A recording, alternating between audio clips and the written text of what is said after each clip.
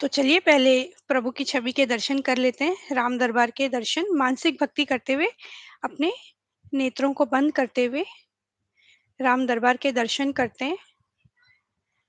हम देख रहे हैं कि प्रभु श्री राम हमारे सिंहासन पर बैठे हैं। माता सीता उनके साथ विराजी हुई हैं। लक्ष्मण जी, भरत जी और शत्रुघ्न जी तीनों हाथ जोड़े खड़े हैं तथा हमारे बजरंगबली प्रभु के श्री चरणों में बैठे हैं।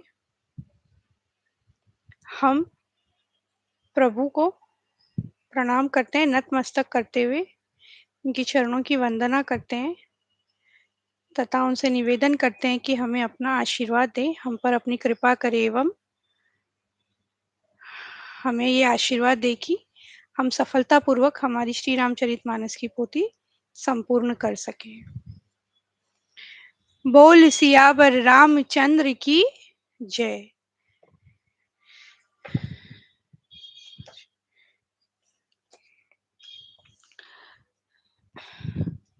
तो फिर कल हम देख रहे थे कि सुमंत्र जी अयोध्या नगरी में आए हैं और अब सभी पूछ रहे हैं कि क्या हुआ, राम जी और कहाँ हैं, राम लक्ष्मण और सीता कहाँ हैं।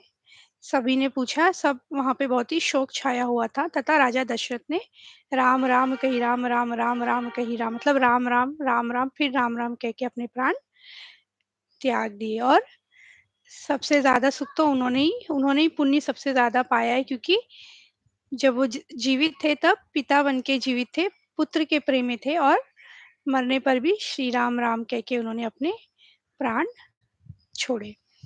और फिर भरत जी और शत्रुघ्न जी को संदेशा भेजा गया दूत के हाथों। और इतने में तो भरत जी को तो जैसे कुछ अपशगुन हो ही रहे थे, स्वप्न में बुरे बुरे सपने आ रहे थे। और जैसे ही दूत आया वहां से फटाफट ये लोग निकले। और जाने के बाद जब पता चला, सभी बड़े दुख में थे किंतु कई कई बड़ी खुश थी कि मेरा बेटा आया है, आरती उतार रही थी। जब इन दोनों भाइयों को पता चला कि पिताजी की मृत्यु हो गई है, वो स्वर्गलोक पधार गए हैं, देवलोक को पधार गए हैं तथा भाई राम लक्ष्मण एवं सीता माता सीता जी वन को चली गई हैं, फॉरेस्ट को चले गए हैं, तो इन्हें बहुत ही दुख हुआ।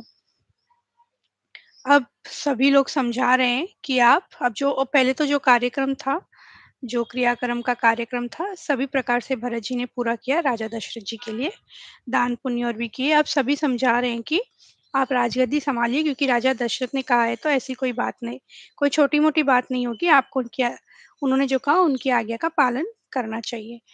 किंतु भरत जी बिल्कुल नहीं मान रहे, कहते हैं कि मैं जाऊंगा और राम भैया को वापस लौटा के ले आऊंगा, क्योंकि वही है जो राजा बन सकते हैं।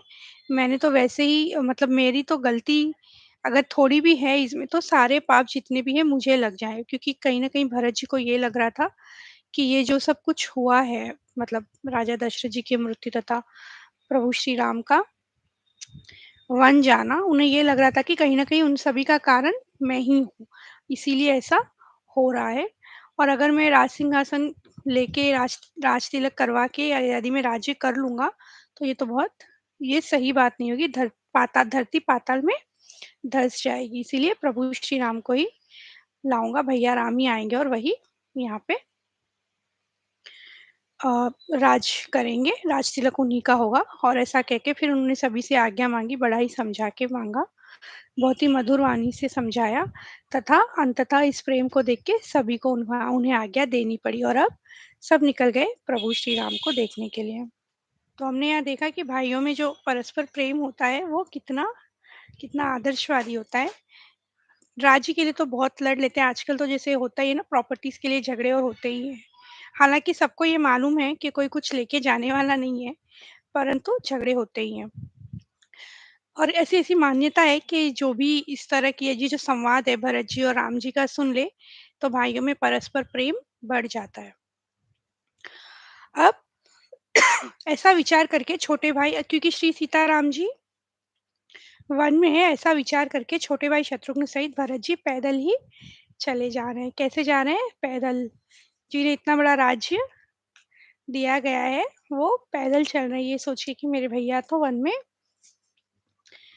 है, पैदल ही चल रहे होंगे। फिर माता कौशल्या जी भरत जी के पास जाकर उनको अपनी पालकी है उनके समीप खड़ी करके कोमल वाणी से बोली, हे बेटा, माता भलैया लेती है, तुम रथ पर चढ़ जाओ, नहीं तो सारा प्यारा परिवार दुखी हो जाएगा।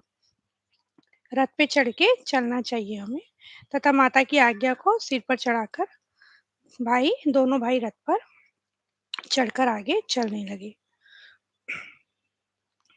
पय आहार फल असन एक निसि भोजन एक लोग करत राम हित नेम व्रत परिहर भूषण भोग सियावर रामचंद्र भजे जय शरण।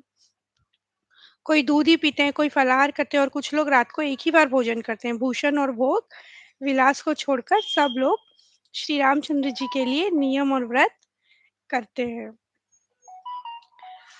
सब श्रृंगवेरपुर के समीप जा पहुंचे। निषाद राज ने सब समाचार सुना तो वह दुखी होकर हृदय में विचार करने लगा। अब क्या हुआ?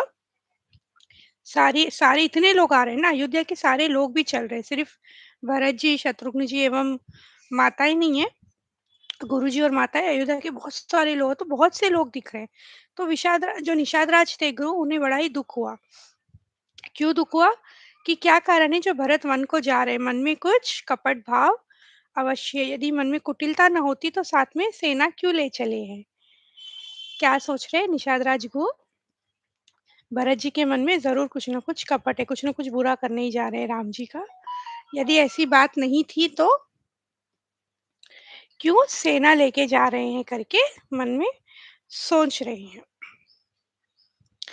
मैं भरत से सामने लोहा लूंगा, मतलब मैं मैदान में उनसे लड़ूंगा और जीते जी उन्हें गंगा पार न उतरने दूंगा।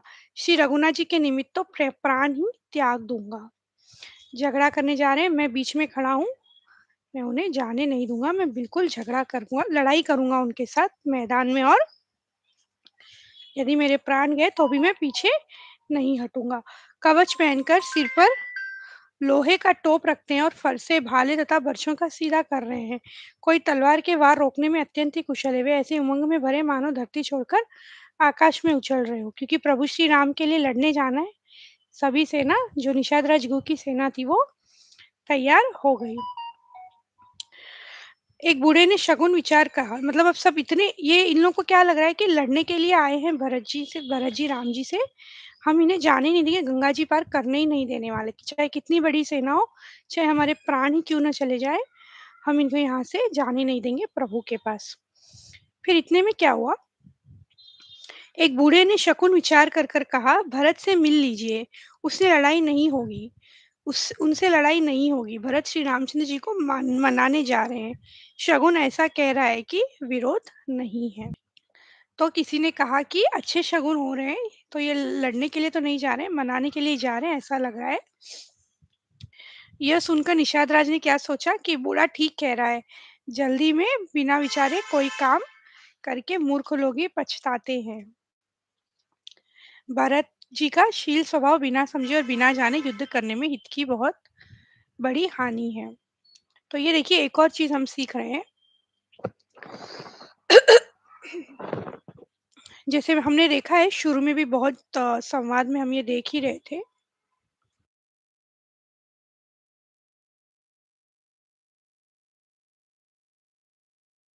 बहुत से संवाद में हमने देखा कि राइट टाइम पे राइट डिसीजन लेना चाहिए। ये श्री रामचरितमानस से हमने एक बात हमें सीखनी है, और ये हमें कहीं भी काम आएगी हमारे जीवन में। मतलब जब छोटे हो, बड़े हो, पढ़ाई कर रहे हो, या फिर डिसीजन अक्सर होता है ना, बच्चे 10th पढ़ रहे हैं, अब इसके बाद क्या करना चाहिए, but that is the right time और राइट डिसीजन भी लेना चाहिए। तो यहाँ पे गो, हालांकि वो सभी तैयारी कर रहे थे लड़ने के लिए, किंतु एक बात के लिए उन्होंने ये सोचा, जैसे ही किसी ने कहा, तो उन्होंने ये सोचा कि हाँ, हमें जल्दी में बिना विचारे कोई काम करके, मतलब करना नहीं चाहिए, ऐसा करने से तो मूर्ख लोग ही पछताते हैं। तो हम भी जैसे कहते हैं ना, जल्दी का काम शैतान का होता है। तो जल्दी किसी चीज़ की हमें नहीं करनी चाहिए, पहले उसे एनालाइज़ करना है। कोई भी डिसीज़न लेने से पहले थोड़ा-सा एनालाइज़ करके और फिर हमें डिसाइड करना चाहिए। तो यही यहाँ पे हुआ है। गुरु ने सोचा कि पछताना नहीं है, और भरत जी का तो स्वभाव बहुत अच्छा है। पहले एक बार बात करते हैं। यह श्री राम का मित्र है। पहले तो निषाद, अब ये जैसे-जैसे आगे गए, निषाद राज, मुनिराज वशिष्ठ जी को देखकर अपना नाम बतलाकर दूरी से दंडवत प्रणाम किया, तथा वशिष्ठ जी ने राम जी का प्यारा जानकर आशीर्वाद दिया तथा भरत जी को समझाकर कहा। अब गुरु वशिष्ठ जी को प्रणाम किया गुरु जी ने दूर से, निषाद राज गुरु ने। और जो वशिष्ठ जी थे, गुरु वशिष्ठ जी भरत जी और से मिला रहे हैं, कह रहे हैं, यह श्री राम का मित्र है। इतना सुनते ही भरत जी ने रथ त्याग दिया। वे रथ से उतरकर प्रेम में उमंगते हुए चले। करत दंडवत देखित ही भरत लीन उरलाई, मनहु लखन सन भेंट भई, प्रेम नरदयम समाई, सियावर रामचंद्र भज जय शरणम। दंडवत करते देख कर भरत जी ने उठाकर उसको छाती से लगा लिया। हृदय में प्रेम समाता नहीं है, मानो स्वयं लक्ष्मण जी से ही भेंट हो गई है। भरत जी गु को अत्यंत प्रेम से गले लगा रहे हैं। क्यों?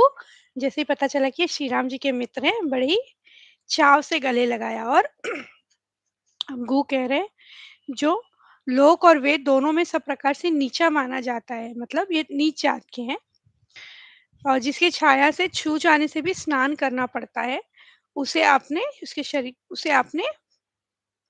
प्रेमवश गले लगा लिया है। तो मतलब कहने का तात्पर्य ये है कि कोई नीची जात का भी हो, लेकिन अगर प्रभु श्री राम का मित्र हो गया तो फिर वो बहुत ऊंची जात का ही हो गया। इसमें कोई आश्चर्य नहीं कि युग युगांतर से यही रीति चली आ रही है। श्री रघुनाथ जी ने किसको बड़ाई नहीं दी। इस प्रकार देवता राम नाम की महिमा कह रहे हैं और उसे सुन सुनकर अयोध्या के लोग सुख पा रहे हैं। अर्थात प्रभु तो ये देखिए, स्वपचि सबर खस जमन जड़, पावर कोल की रात, राम कहत पावन परम, होत भुवन विख्यात, सियावर रामचंद्र भज जय शरणम। मूर्ख और पामर, चांडाल, शबर, खस, यवन, खोल और किरात भी राम नाम कहते ही परम पवित्र और त्रिभुवन में विख्यात हो जाते हैं। देखिए, राम नाम की महिमा फिर से हमें बताई जा रही है। चाहे कोई कितना ही नीचा हो, राम नाम की महिमा से तो सब विख्यात हो ही जाते हैं। और प्रभु श्री राम भी देखिए आप, मतलब जो नीचे जात के उन्हें भी अपना मित्र कह रहे हैं। इक्वालिटी यहाँ पे दर्शाई गई है वापस से, जैसे हमें कभी किसी को नीचा नहीं कर समझना चाहिए, किसी को हमसे मनुष्य को कम नहीं समझना चाहिए। और फिर बात दोनों में बातचीत चलने लगी।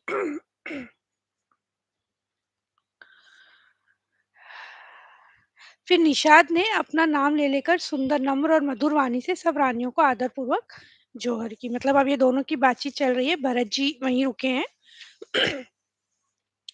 अब पूछ जहाँ सीता जी, श्री राम जी और लक्ष्मण जी रात को सोए थे, ऐसा कहते ही उनके नेत्रों के उनके नेत्रों में अप्रेम अश्रुओं की जल भर आया। भरत जी के वचन सुनकर निषाद को बड़ा विषाद हुआ। वह तुरंत ही उन्हें वहां ले गया। पूछ रहे हैं कि कहाँ रुके थे भैया, और कहाँ रुके थे, कौन सी जगह गए थे। इतनी छोटी छोटी चीजें देखिए भरत जी यहाँ पे फॉलो कर रहे हैं प्रभु श्री राम के लिए।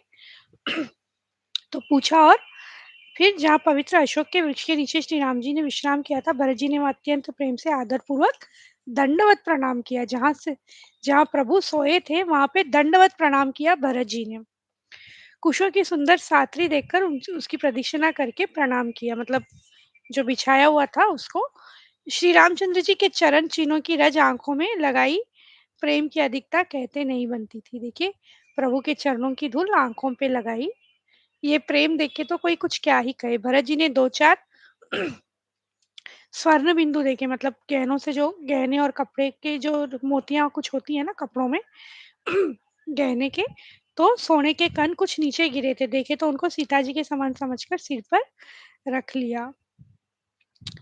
मतलब बिल्कुल बहुत ज़्यादा मिस कर रहे हैं वो। सभी जहाँ-जहाँ थे वहाँ हाथ जोड़ रहे हैं। जिनकी कोमल मूर्ति और सुकुमार स्वभाव है, जिनके शरीर में कभी गर्म हवा भी नहीं लगी, वे वन में सब प्रकार की विपत्तियाँ सह रहे हैं। बड़ा ही दुःख हो रहा है, बड़ा ही जैसे वज्र का भार लगता है ना, वज्र जैसे लगता है, इंद्रदेव का जो वज्र होता है, लगता है तो बहुत तकलीफ होती है, उस तरह से एक-एक चीज़ उन्हें लग रही थी। सुख स्वरूप रघुबंश मनी, मंगल मोद निधान, ते सोवत कुस डासी मही, विधि गति अति अबलवान, सियावर रामचंद्र भज जय शरणम। जो सुख स्वरूप रघुवंश शिरोमणि श्री रामचंद्र जी मंगल और आनंद के भंडार है, वे पृथ्वी पर कुशा बिछाकर सोते हैं। विधाता की गति बड़ी ही बलवान है। बहुत, मतलब अपने आप को फिर भरत जी बहुत ही धिक्कार देने लगे कि ये मेरी वजह से हो रहा है, तब निषाद प्रेम पूर्वक समझाने लगे, हे नाथ, आप व्यर्थ विषाद किस लिए करते हैं? श्री रामचंद्र जी आपको प्यारे और आप श्री रामचंद्र जी को प्यारे हैं। यही तो सारा सिद्धांत है। दोष तो प्रतिकूल विधाता को है। तुलसीदास जी कहते हैं, निषाद कहता है कि श्री रामचंद्र जी को आपके समान अतिशय प्रिय और कोई नहीं है। मैं सौगंध खाकर कहता हूँ। श्री राम जी को भरत जी आप बहुत ही ज़्यादा आप वो आपसे प्रेम करते हैं आप, बिल्कुल अतिशय प्रिय है, उतना प्रिय तो कोई नहीं है। वे उस स्थान की परिक्रमा करके प्रणाम करते हैं और कई-कई को बहुत देश दोष देते हैं। तो जहाँ-जहाँ प्रभु गए वहाँ-वहाँ जा रहे हैं, परिक्रमा दे रहे हैं, प्रणाम कर रहे हैं और कई-कई को मतलब उनकी माता को वो इस बात के लिए दोष दे रहे हैं। 4 घड़ी में सब गंगा जी के पार उतर गए, तो भरत जी ने उतरकर सबको सँभाला। प्रातः काल की सारी क्रीड़ाएँ की, अब भरत जी पैदल ही चले। उत्तम सेवक बार-बार कहते हैं कि हे नाथ आप घोड़े पर सवार हो लीजिए। परंतु श्री रामचंद्र जी तो वो कहते हैं श्री रामचंद्र जी तो पैदल ही गए और हमारे लिए रथ, हाथी और घोड़े बनाए गए हैं। तो क्योंकि वो पैदल चल रहे, मैं भी यहाँ से तो मैं पैदल ही चलूँगा।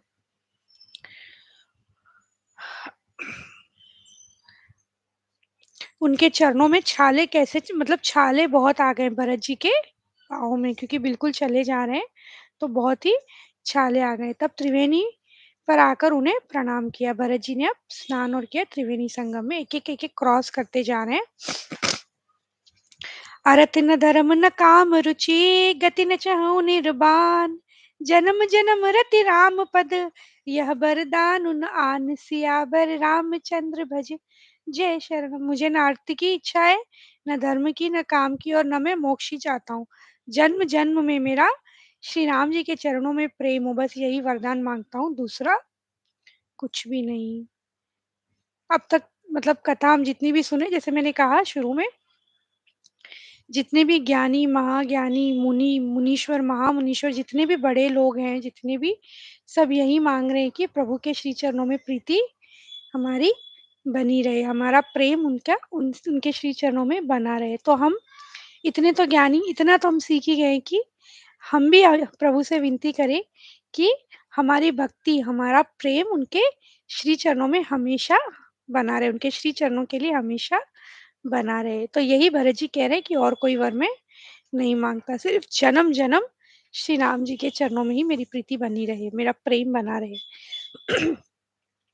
भरत जी के वचन सुनकर बीच त्रिवेणी में से सुंदर मंगल देने वाली कोमल वाणी हुई। कोमल वाणी क्या हुई? हे तात भरत, तुम सब प्रकार से साधु हो। श्री रामचंद्र जी के चरणों में तुम्हारा अथाह प्रेम है। तुम व्यर्थ ही मन में ग्लानि कर रहे हो। श्री रामचंद्र जी को तुम्हारे समान प्रिय कोई नहीं है। फिर से यही कह रही हैं त्रिवेणी संगम वहाँ से जो है निकल के तनु पुलकेउ ही अमहर्षु सुनि बेनी बचन अनुकूल। भरत धन्य कहि धन्य सुर, हर्षित बरषहि फूल। सियावर रामचंद्र भज, जय शरणम। त्रिवेणी जी के अनुकूल वचन सुनकर तो भरत जी का शरीर पुलकित हो गया। भरत जी धन्य है कहकर देवता हर्षित होकर फूल बरसाने लगे। क्योंकि भरत जी का प्रेम देख के बड़े ही बहुत ही सब खुश हो गए। फिर तीर्थराज प्रयाग में रहने वाले सभी संतों से मिलके वो आनंदित हुए तथा 10-5 मिलकर आपस में कहते हैं कि भरत जी का प्रेम और शील पवित्र और सच्चा है। फिर भरद्वाज जी के पास गए, वहाँ भी उन्हें दंडवत प्रणाम किया। तुम ग्लानि जियम जनि करहु, समुझ मातु करतूति। तात कही दोसु नहीं, गई गिरा मति धूति। सियावर रामचंद्र भज, जय शरण। अब सब ये समझाने में लगे हैं कि कैकेयी का भी कोई दोष नहीं है, ये तो विधाता का लेखन था जो हुआ है। देखिए कह रहे हैं माता की करतूत को समझकर मतलब उसे याद करके तुम अपने मन में ग्लानि मत करो, गिल्ट मत फील करो कि ये मेरी वजह से ही हुआ है। ऐसा तकलीफ मत करिए कि आपकी वजह से ही हुआ है। हे तात, कैकेयी का कोई दोष नहीं, उसकी बुद्धि तो सरस्वती बिगाड़ के गई थी। देखा था हमने मंत्रा की बुद्धि बिगाड़ी थी, फिर कैकेयी से उसने सब बात कही थी। यह लोक और वेद दोनों में मान्य है और सब यही कहते हैं कि पिता जिसको राज्य दे वही पाता है। जिसको राज्य पिताजी देंगे उसी को राज्य मिलेगा। तो इसीलिए तुम्हारा इसमें कोई भी अपराध नहीं है और तुम भरत जी के बड़े ही प्रेम पात्र हो। तो ऐसा कभी मत समझना कि प्रभु आपसे कम प्रेम करते हैं। सीता लक्ष्मण सहित श्री राम दर्शन स्वरूप उस्मान फल का परम फल यह तुम्हारा दर्शन है। प्रयागराज समेत हमारा बड़ा भाग्य है भरत, तुम धन्य हो, तुमने अपने यश से जगत को जीत लिया। ऐसा कहकर मुनि प्रेम में मग्न हो गए। इतना प्रेम देख के तो मुनि भी मग्न हो गए। मुझे माता कैकेयी की करनी का कुछ भी सोच नहीं है, मतलब मुझे कुछ आइडिया ही नहीं था ये क्या कर रहे हैं। और ना ही यह मुझे यह डर है कि मेरा परलोक बिगड़ जाएगा, और ना पिताजी के मरने का ही मुझे शौक है, क्योंकि उनका सुंदर पुण्य और सुयश विश्व भर में सुशोभित है। उन्होंने श्री राम लक्ष्मण सरी के पुत्र पाए हैं। फिर उन्होंने श्री रामचंद्र जी के विरह में अपने क्षण भर क्षण भंगुर क्षण भंगुर शरीर को त्याग दिया। ऐसा राजा के लिए सोच करने का कौन सा प्रसंग है। मतलब शोक क्यों मनाए, क्योंकि उन्होंने तो प्रभु श्री राम के नाम लेते लेते अपने प्राण गंवाए। श्री राम जी, लक्ष्मण जी और सीता जी पैरों में बिना जूती के मुनियों के वेश में बनाए वन वन में फिरते हैं। कह रहे हैं मुझे स्वर्ग नहीं मिले ना मिले, पिताजी की मृत्यु हो गई उसका भी ज़्यादा मुझे शौक नहीं है, क्योंकि उन्होंने बहुत अच्छी गति पाई है। किंतु ये लोग यानी कि राम जी, श्री राम जी, हमारे लक्ष्मण जी और सीता जी बिना चप्पलों के वन में घूम रहे हैं। मुझे तो इस बात की बहुत ही तकलीफ हो रही है, इस बात का मुझे बहुत दर्द हो रहा है। यह कुयोग श्री रामचंद्र जी के लौट आने पर ही मिट सकता है, और तभी अयोध्या बच सकती है, दूसरा कोई उपाय नहीं है। तो प्रभु वापस आएँगे तभी सब कुछ होगा। मुनि को चिंता हुई कि हमने बहुत बड़े मेहमान को न्योता है। अब मुनि श्रेष्ठ कह रहे हैं कि बहुत बड़े लोग आए हैं, अब जैसा देवता है वैसे ही उसकी पूजाएँ भी होनी चाहिए। सुनकर रिद्धियाँ और अनिमादी सिद्धियाँ आ गई है। तो हे गोसाई, जो आपकी आज्ञा हो सो हम करें। अब भरद्वाज जी के यहाँ पे आए हैं, ये सब वहीं रुके हैं, मतलब बातचीत चल रही है तब तक।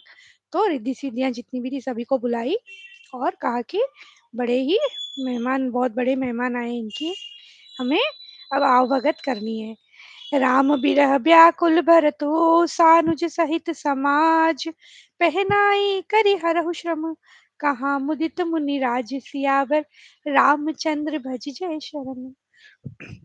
मुनिराज ने प्रसन्न होकर कहा, छोटे भाई शत्रुघ्न और समाज सहित भरत जी श्री रामचंद्र जी के विरह में व्याकुल है, इनकी आतिथ्य सत्कार करके इनके श्रम को दूर करो। ऐसा कहकर उन्होंने बहुत से सुंदर घर बनाए, जिन्हें देखकर विमान भी विलकते हो, मतलब लज्जा जाते हो। रिद्धि सिद्धि आई, जितना भी मतलब एक एक चीज, इतनी अच्छे अच्छे घर भी बनाए वहां रहने के लिए, सुंदर सुंदर। और घरों में सारे भोग यानी इंद्रियों के विषय और ऐश्वर्य का सामान भर भर कर रख दिया, जिसे देखकर तो देवता भी ललचा जाए, तथा दासी दासियां भी वहां पे रखी, जो कि सारी सामग्री मन लगाकर अपने कामों को कर रहे थे। तो जो भी सारे सुख स्वर्ग के थे वो सब यहाँ पे मुनिराज के आश्रमों में आ गए। किनके लिए? भरत जी तथा सभी अयोध्या नगरी के लोगों के लिए, जो जो साथ में आए।